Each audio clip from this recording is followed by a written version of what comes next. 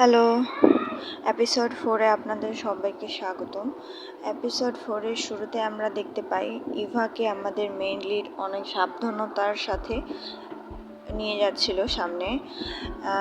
আর ইভাকে সে বলে আমরা এসে গেছি। ইভা সেখানে একটা লাক্সারিয়াস গাড়ি ছাড়া আর কিছুই দেখতে পায় না।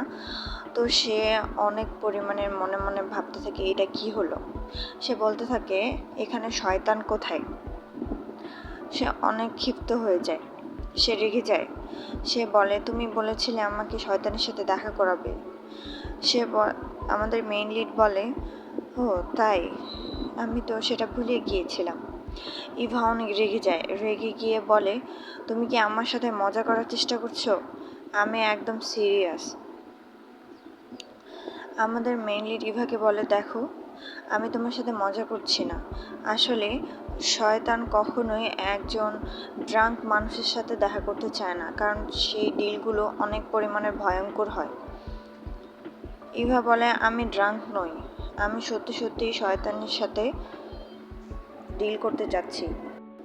এটা বলতে বলতে আমাদের ইভা হোঁচট খায়। অসাবধানতার কারণে সে সামনে পড়ে যেতে নেয়, কিন্তু আমাদের মেইন লিড তাকে ধরে ফেলার পর ইভাকে সোজা করে সে বলে দেখো আমরা এখন শয়তানের সাথে দেখা না করি, কারণ তুমি এখন অনেক বেশি ড্রাঙ্ক, তুমি নিজের মধ্যে নেই। এটা বলে সে ইভাকে সোজা করে দাঁড় করায়। ইভা মনে মনে বলে কি না, আমি এখন বাসায় যেতে চাই না। আর তুমি আমাকে কেন কাউকে কল করতে বলছো? আমি কাউকে কলও করতে চাই না, আমার এমন কেউ নেই যাকে আমি ডাক দিব। সে আমাদের মেইন লিডের দিকে তাকিয়ে থাকে, তারপর ভাবে সে আমার কথা কেন শুনছে না। না, আমাকে শয়তানের সাথে দেখা করতেই হবে, তাকে যে কোনোভাবেই মানাতেই হবে। ইভা সুন্দর করে একটা বুদ্ধি বের করে। সে আমাদের মেইন লিডকে ধাক্কা দিতে থাকে। সে ধাক্কা দিতে দিতে বলে না আমি কোথাও যাব না, চলো তুমি এখন আমাকে শয়তানের সাথে দেখা করাবে, আর আজকে এক্ষুনি। তো তুমি গাড়িতে ওঠো।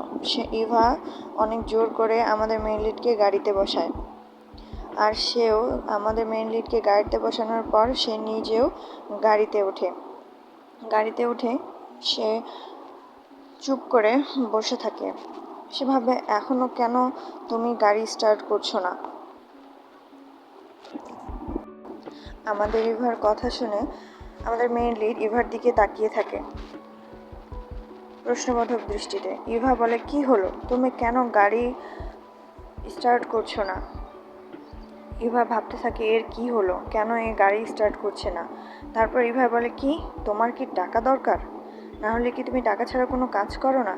তারপর সে তার ওয়ালেটে খুঁজতে থাকে টাকার জন্য। সে হঠাৎ করে তার মনে পড়ে কিছু একটা, সে একদম ফ্রিজ হয়ে যায়। সে ভাবে হায় হায়, আমার কাছে তো কোনো টাকাই নেই, আমি তো এখন পথের ভিখারি হয়ে গেছি। তারপর সে তার ওয়ালেটকে বন্ধ করার পর সে চুপ করে থাকার পর সে আশেপাশে দেখে। হঠাৎ করে তার গাড়িতে একটা শব্দ হয়। সে তার আশেপাশে তাকিয়ে দেখার চেষ্টা করে। সে হঠাৎ করে কিছু একটা দেখে একদম থমকে যায়। গাড়ির গ্লাসের দিয়ে সে দেখতে পারে একজন মেয়ে একজন ছেলেকে হাঁক করে আছে, এবং কিছুক্ষণ পরেই সে মেয়েটিকে কোলে করে নিয়ে গাড়িতে ওঠে। ইভা এইসব অবাক দৃষ্টিতে দেখতে থাকে। একটু পরে ওই ছেলে মেয়েটি গাড়ি স্টার্ট করে চলে যায়। ইভা ওই গাড়িটা চলে যাওয়ার দিকে তাকিয়ে থাকে। তার হঠাৎ করে কিছু একটা মাথায় চলে আসে। সে আমাদের মেইন লিডের দিকে তাকায়। তার তাকানোর দৃষ্টি দেখে আমাদের মেইন লিড কিছুটা ঘাবড়ে যায়। আমাদের মেইন লিড বলে তুমি আমার দিকে এইভাবে তাকিয়ে আছো কেন, তুমি কি কিছু ভাবছো? আমাদের মেইন লিড মনে মনে বলে এর আবার কি হলো। আমাদের ইভা একটু ব্লাশ করে, সে অনেক পরিমাণে লজ্জা পায়। সে লজ্জা পেয়ে কিছু একটা ভেবে আমাদের মেইন লিডের দিকে ঝুঁকে পড়ে। সে ঝুঁকে সামনের দিকে এগিয়ে আসতে থাকে আমাদের মেইন লিডের কাছে। এটা দেখে আমাদের মেইন লিড বলে কি তুমি কি করতে চাচ্ছ, তুমি বলো না তুমি এমন কিছু করতে যাচ্ছ যেটার জন্য আসলে আমরা এখন প্রস্তুত নই। এই কথা শুনে ইভা আরেকটু কিছু ঝুঁকে আমাদের মেইন লিডের কাছাকাছি চলে আসে এবং তার গলার ধরে তার অনেক কাছে চলে এসে তার গলার মধ্যে কিস করে দেয়। এটা দেখে আমাদের মেইন লিড একদম চমকে যায়, সাথে আমরাও চমকে যাই, ইভা এটা কি করছে। আমাদের মেইন লিডের শরীরে গন্ধ নিতে থাকে আর বলে এই গন্ধটা অনেক বেশি ভালো লাগছে। আমাদের মেইন লিড বলে, তোমার কি হয়ে গেছে, এটা কি করছো? এর কথা বলার সঙ্গে সঙ্গে ইভা তাকে আরেকটা কিস করে এবং সাথে সাথে তার উপর বমি করে দেয়। এটা দেখে একদম আমাদের মেইন লিড অনেক পরিমাণের হয়রান হয়ে যায়। সে বলে, এগুলো কি হচ্ছে? তারপর আমাদের মেইন লিড বলতে থাকে, এটা কি করছো আমার লিটল টাইগার? এটা করার এখনই সময় হলো? আর বমি করার পরেই সে দেখে ইভা ঘুমিয়ে গেছে। সে এত পরিমাণের মাতাল ছিল যে সে ঘুমিয়ে পড়েছে, সে জানেও না সে কি করেছে। আমাদের মেইন লিড আমাদের ইভার মাথাটা উপরে উঁচু করে ধরে। সে বলে, ও আমার লিটল টাইগার। সে তাকে অনেক ভালোভাবে সিটের মধ্যে শুইয়ে দেয় এবং আমাদের মেইন লিড কাউকে ফোন করে সে কিছু একটা বলে যেটা আমাদেরকে জানানো হয় না। তারপর আমাদের ইভাকে দেখানো হয় সে ঘুমিয়ে আছে। আমাদের মেইন লিড গাড়ি থেকে বের হয়ে কোনো একটা লোক তার সামনে চলে আসে।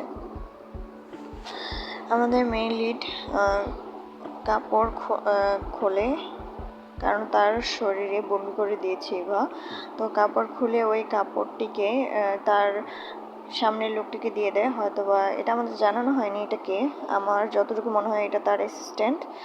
তো আবার আমাদের মেইন লিড গাড়ির মধ্যে চলে আসার পর সে ইভার পাশে বসে যায়। সে ড্রাইভিং সিটে বসে ইভাকে দেখতে থাকে, তারপর তাকে তার কাছে নিয়ে আসে, তার কোলে বসিয়ে দেয় যেন সে অনেক ভালোভাবে কমফোর্টেবলভাবে ঘুমোতে পারে। ইভার মাথা তার শোল্ডারের মধ্যে নিয়ে নেয়। তারপর সে গাড়ি স্টার্ট করে রওনা দেয়। তাকে কোথায় নিয়ে যাওয়া হয় আমাদেরকে জানানো হয় না, কিন্তু নেক্সট এপিসোড আরও বেশি ইন্টারেস্টিং হওয়ার সম্ভাবনা আছে, কারণ আমার অনেক বেশি কৌতূহল হচ্ছে এই গল্পটাকে নিয়ে। আগামী পর্বে আরও বেশি অনেক মজাদার কিছু আমরা দেখতে চলেছি। তো ভালো থাকবেন, সুস্থ থাকবেন, আমার চ্যানেলের পাশে থাকবেন। তো বাই বাই।